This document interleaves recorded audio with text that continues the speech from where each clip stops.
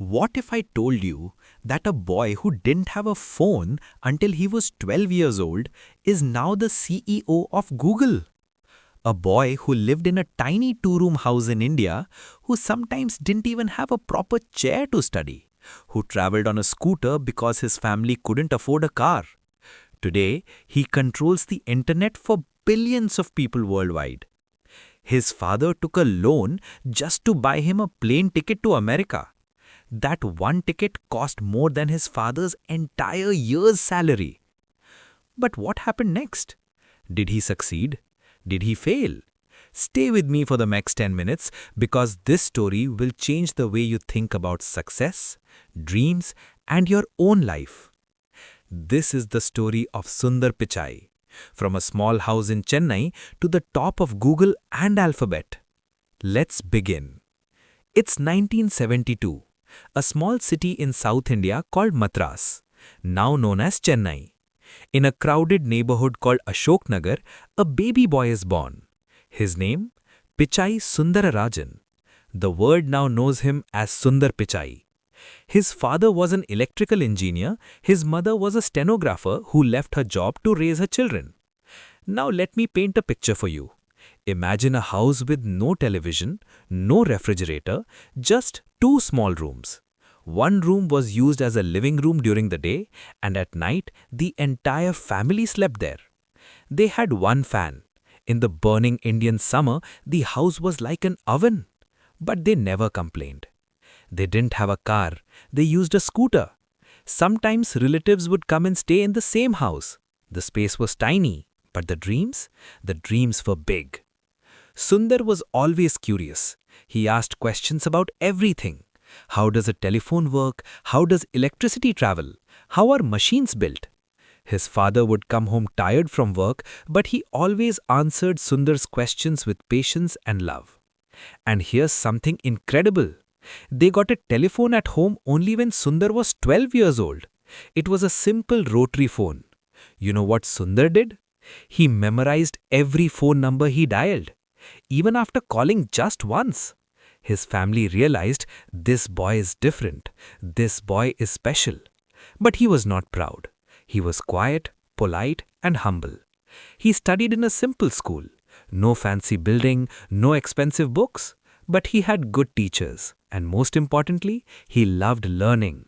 Sundar worked hard, very hard. After years of sleepless nights and non-stop studying, he got into IIT Kharagpur, one of the toughest engineering colleges in India. Imagine this, a shy boy from a small house with no computer, no air conditioner, walking into one of the most respected colleges in the country.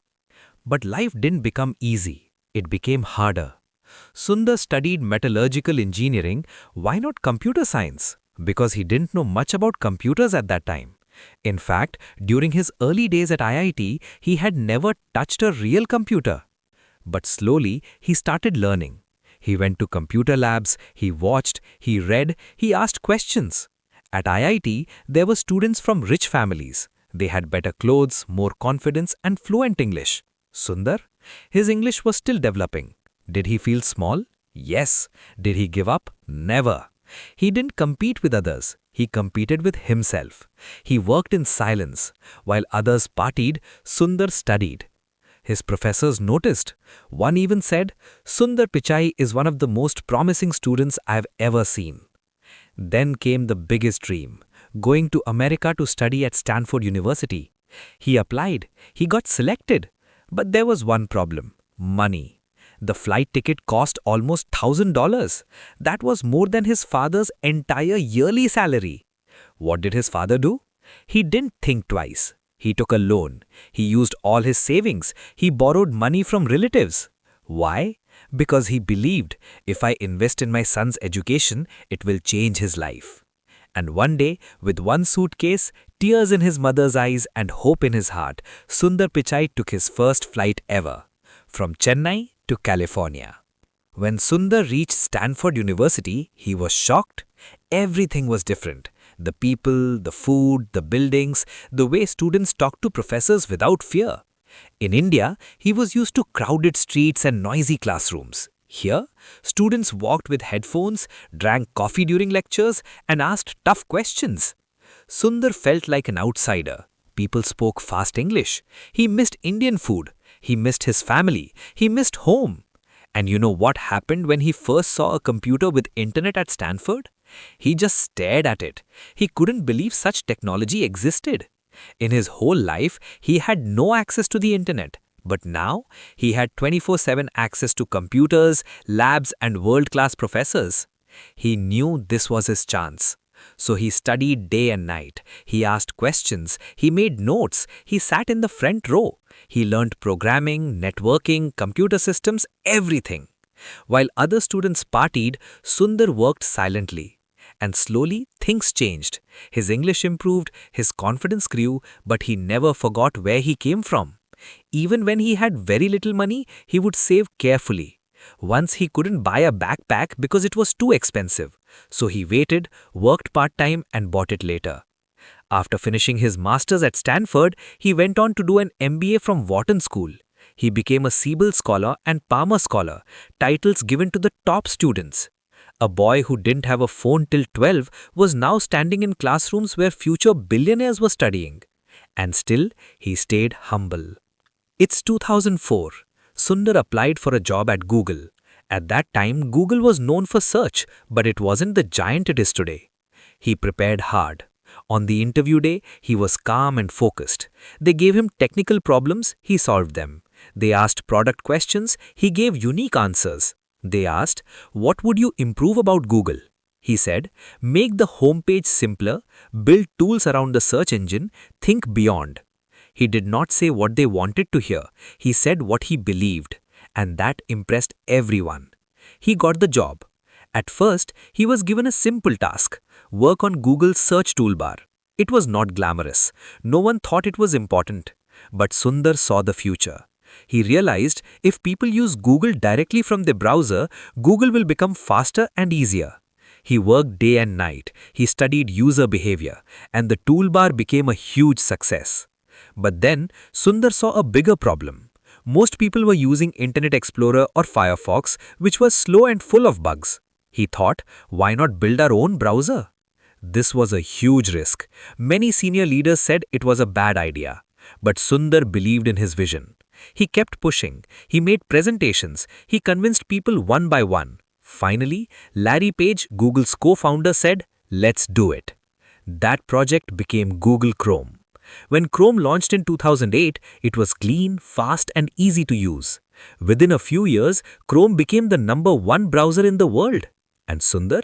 He became a star inside Google. Why? Because he had vision, he took risks, and most importantly, he put users first. After Chrome, Sundar worked on Google Drive, Gmail, Google Maps, and Android. Every time he led with humility. He listened, he respected others. One colleague said, "Sundar makes you feel smart even if he's the smartest guy in the room." August 10th, 2015, a normal Monday. But something big happened. Larry Page and Sergey Brin announced Sundar Pichai will become the new CEO of Google. The tech world was surprised, but people inside Google were not. They knew this day would come. The boy from a 2-room apartment in Chennai who stood in lines to use a phone was now in charge of a company that controls the internet for billions of people. But the journey didn't stop there. In December 2019, Sundar became the CEO of Alphabet too, Google's parent company. Now he was responsible for Google, YouTube, Google Cloud, self-driving cars, artificial intelligence, and more. It was like being the captain of 10 massive ships at once. But did he panic? No. He led with strategy, calmness, and balance. Being a tech CEO is not easy. Sundar faced many challenges. In 2018, he testified before the US Congress about data privacy and search results. Cameras were rolling, politicians were tough, but Sundar stayed calm and explained everything clearly. Employees protested about certain decisions. Sundar didn't run away. He held meetings, listened, and made changes. Through it all, he remained humble. He focused on innovation, AI, cloud services, Android improvements, and more. Today, Sundar Pichai is one of the most respected leaders in the world. His net worth is over $1.5 billion. He earns around $240 million per year. But here's the thing. He still drinks katti chai when he visits India.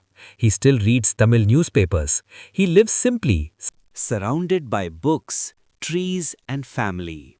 So, what can we learn from Sundar Pichai's life? 1. Your background does not define your future. Sundar had no phone, no money, but he had dreams. 2. Stay curious, always learn. Even as CEO, he reads every day. 3. Stay humble, even when you rise. Real strength is quiet. 4. Choose kindness over ego. Be kind, even when it's hard. 5. Success is not just about money, it's about making a difference. 6. Believe in yourself, even if no one else does. Sundar Pichai once said, "Wear your failures as a badge of honor." He also said, "It is important to follow your dreams and heart. Do something that excites you." If this story inspired you, if you believe you can rise too, then subscribe to our channel.